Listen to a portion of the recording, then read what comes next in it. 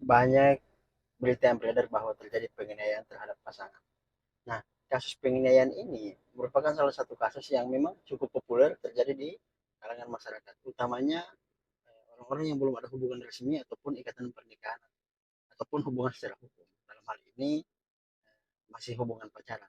Nah, penganiayaan adalah bentuk kekerasan yang menimbulkan rasa takut, trauma, ataupun luka bagi si korban. Nah, ada beberapa macam yang latar belakangi ataupun faktor yang menyebabkan tindakan penganiayaan itu sampai terjadi. Nah, biasanya karena emosi yang tidak stabil, dendam, ataupun masalah internal. Nah, kemudian gangguan kepribadian, atau misalnya rasa curiga yang terlalu tinggi terhadap pasangan, dan masih banyak lagi. Nah, kita juga harus mampu membedakan apabila melihat korban penganiayaan, apakah beliau merupakan korban penganiayaan biasa, penganiayaan berat, ataupun penganiayaan ringan.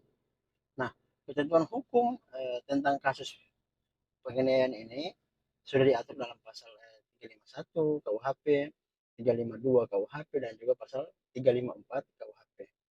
Nah, saya akan coba jelaskan maksud dari masing-masing pasal tersebut. Nah, jadi penganiayaan biasa itu tertuang dalam pasal 351 KUHP. Nah, penganiayaan biasa ini diancam dengan pidana penjara itu paling lama adalah 2 tahun 8 bulan. Nah, jika perbuatan eh, tersebut mengakibatkan luka-luka berat, pelaku dikenakan pidana penjara biasanya paling lama 5 tahun. Namun jika mengakibatkan kematian, maka pelaku akan dikenakan penjara paling lama 7 tahun. Nah, kemudian ada penganiayaan ringan.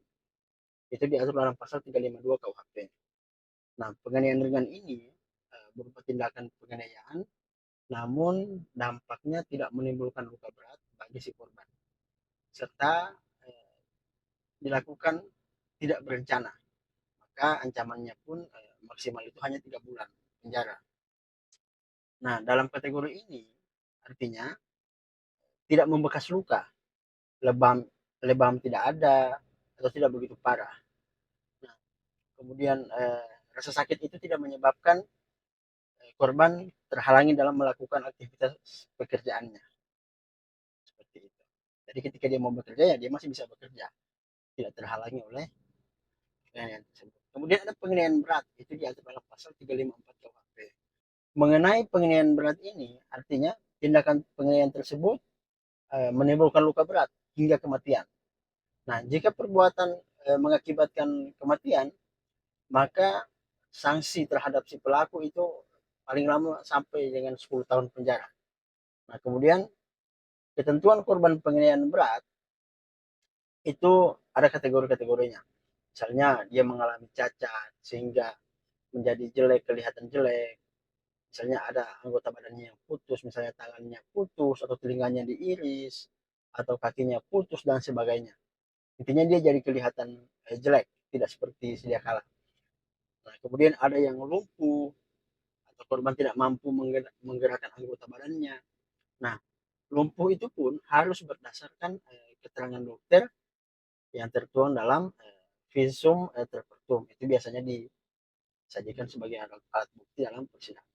Jika ternyata pelaku ini masih merupakan anak alias belum berusia 18 tahun, maka pelaku hanya diancam pidana paling lama itu dia setengah dari maksimum ancaman pidana bagi orang dewasa. Nah, hal itu juga sudah diatur dalam pasal 79 ayat 2 Undang-Undang Nomor 11 tahun 2012 tentang Sistem Peradilan Anak. Jadi berbeda ya antara pemidanaan terhadap orang dewasa dan anak, seperti itu.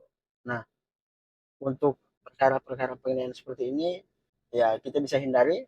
Jadi kalau misalnya memang masih berpacaran atau misalnya suami istri, pokoknya sebisa mungkin jangan sampai Anda menjadi korban. Kalau sudah marah-marahan atau misalnya sudah tidak enak lagi rumah tangganya atau hubungannya, ya ada dua cara. Yang pertama, ditinggalkan secara baik-baik. Yang kedua, bisa dengan melaporkan kepada kepolisian setempat kalau misalnya merasa sudah terancam, seperti itu. Oke, mungkin itu dari saya. Semoga bermanfaat. Terima kasih.